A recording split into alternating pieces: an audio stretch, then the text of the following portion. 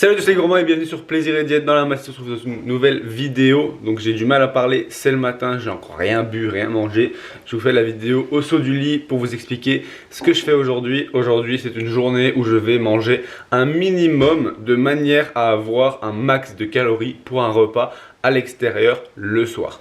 Donc c'est un principe que j'avais envie de vous partager tout simplement parce que c'est quelque chose que je fais régulièrement. C'est quelque chose qu'on me demande souvent lorsqu'on me pose des questions sur Instagram dans les Q&A ou lorsque je fais des consultations diététiques. On me demande souvent comment gérer les repas à l'extérieur. Donc je me suis dit je vais faire une petite vidéo qui vous explique un petit peu comment je gère une journée de repas à l'extérieur. Attention, je vous rappelle que j'ai plus de 3000 calories par jour, ce qui fait que ça me laisse pas mal de calories pour ce repas à l'extérieur et donc je n'ai par définition pas spécialement besoin de faire cette technique souvent. Mais aujourd'hui, disons que j'avais envie de le faire pour vous et de vous expliquer un petit peu comment ça marche. De plus, je vais manger dans un buffet à volonté, donc souvent on dépasse un peu le nombre de calories qu'on pourrait manger au restaurant avec juste un plat et potentiellement un dessert. Donc pour ce faire, quand c'est un plat, un dessert pour ma part avec 3000 calories, je ne vais pas spécialement réguler, je vais juste faire attention à savoir combien de calories va faire le repas à l'extérieur au début de ma journée, que je l'encode et puis je mange le reste de ma journée en fonction avec les calories qui restent. Ici ça va être différent étant donné que je vais essayer de me mettre dans la peau de quelqu'un qui a moins de calories, qui doit faire des choix alimentaires intelligents sur la journée et qui finalement ne sait pas combien il va manger le soir. Donc pour ce faire, on va commencer par le premier repas de la journée et je vous montre ça tout de suite. Let's go!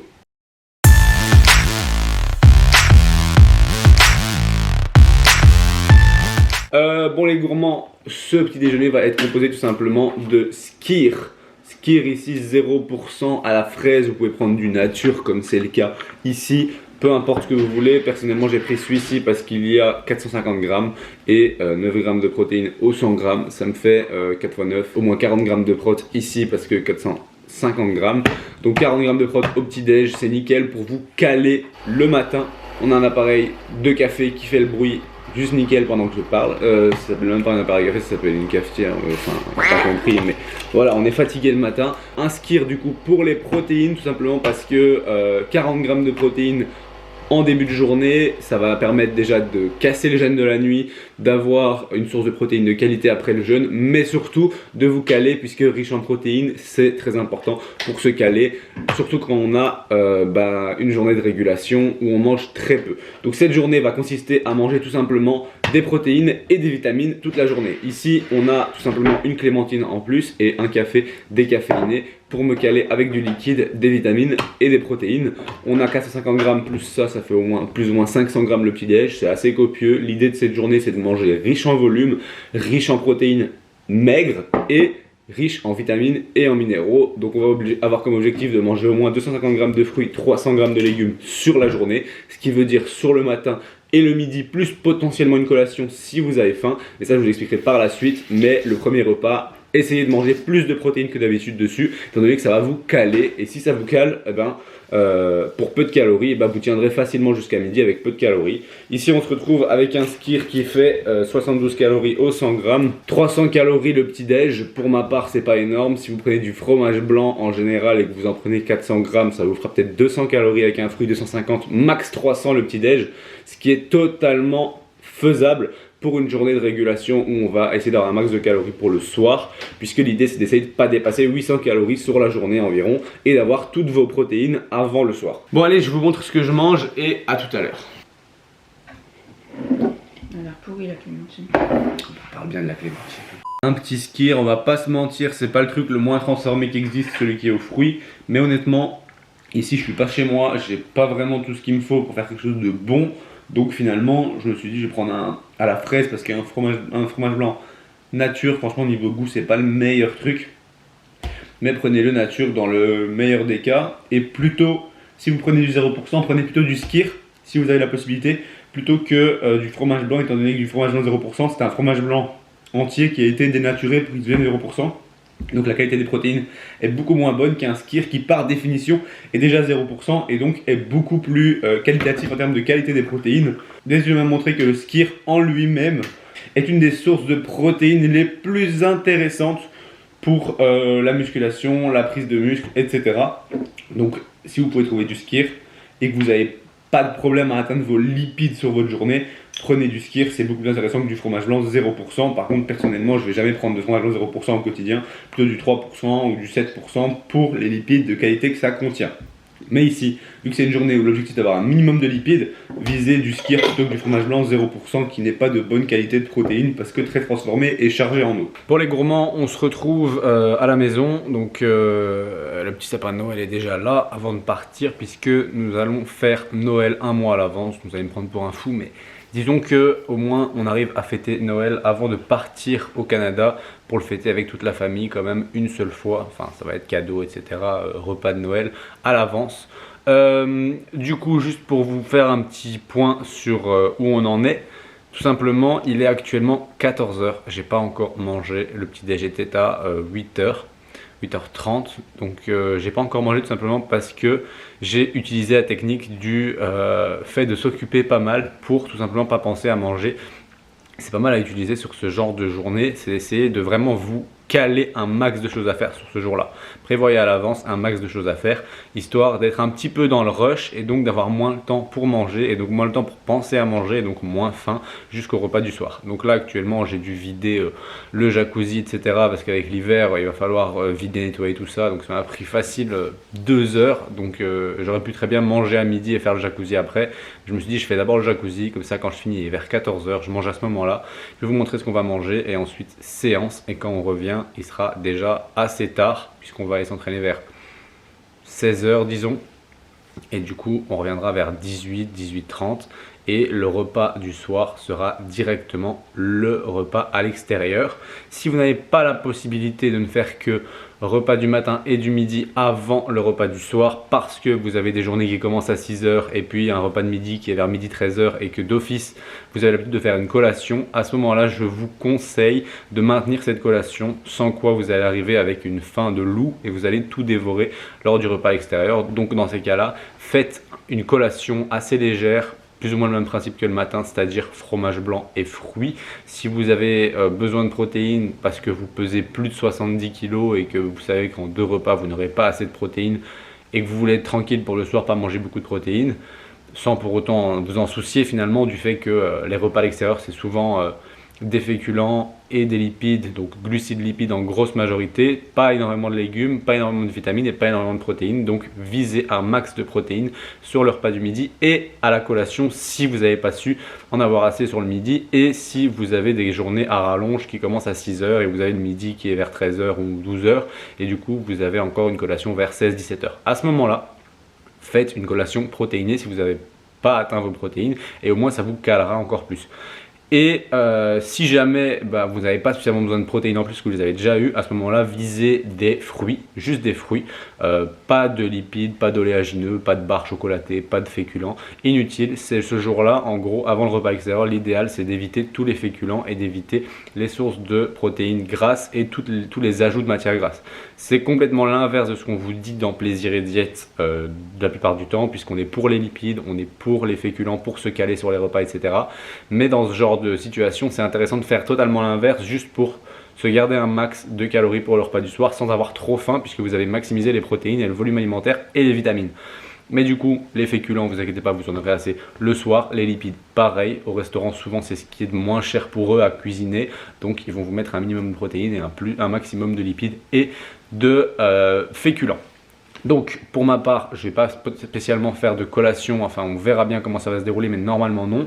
Et du coup, ce qui va se passer, c'est que si jamais vous avez besoin d'une collation et que vous avez déjà vos protéines, visez des fruits, mais quoi comme fruits? Surtout des pommes qui sont assez riches en volume, puisque une pomme dans l'estomac, ça fait presque l'équivalent de 2 pommes. La taille du volume dans l'estomac se dédouble pour la pomme. Donc n'hésitez pas à optimiser en prenant une pomme sur ce genre de collation si vous avez vraiment faim et que vous avez l'habitude de manger une collation avant sur votre journée en général et que vous faites 4 repas. Et ensuite, il y aura le repas du soir qui est un repas riche en énergie. Et on en parlera juste après, comment il faut un petit peu l'adapter, comment faire pour savoir s'il faut le réguler ou non. Bref, ça c'est complètement un autre sujet, c'est à vous de voir, mais on en discute juste après.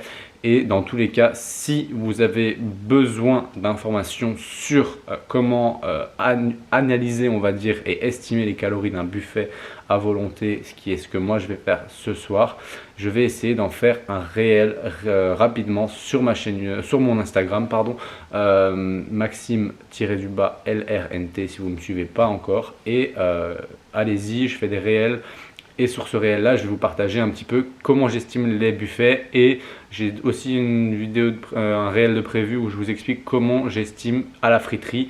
Donc ça, c'est les deux points principaux que je vais exposer dans les réels qui sont à venir. Donc si ça vous intéresse, n'hésitez pas à aller voir. Et moi, je vous montre le repas du midi. Le repas de bro par excellence, typiquement poulet, haricots verts, même pas de riz, même pas de quoi que ce soit. Tout simplement parce que je veux vraiment jouer le jeu à fond, de vous montrer quelque chose où vraiment on mange aucun féculent, aucune matière grasse, un peu de ketchup pour le goût, et puis c'est tout. On a 440 g de haricots verts et 200 g de poulet. Donc cuit, ça va faire environ 550 g le repas.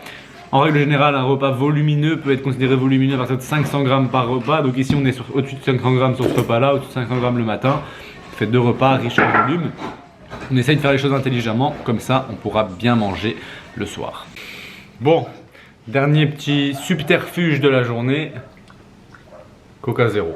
Coca Zéro parce que pétillant et sucré, donc clairement ça apporte un petit peu de volume dans votre estomac. Bien sûr c'est passager, mais au moins quand on a faim et qu'on vient de manger juste des haricots verts et du poulet à 300 cales, ça permet de finir le repas sur une petite touche sucrée qui me remplit du moins pour 1 heure le temps d'aller à la salle de sport.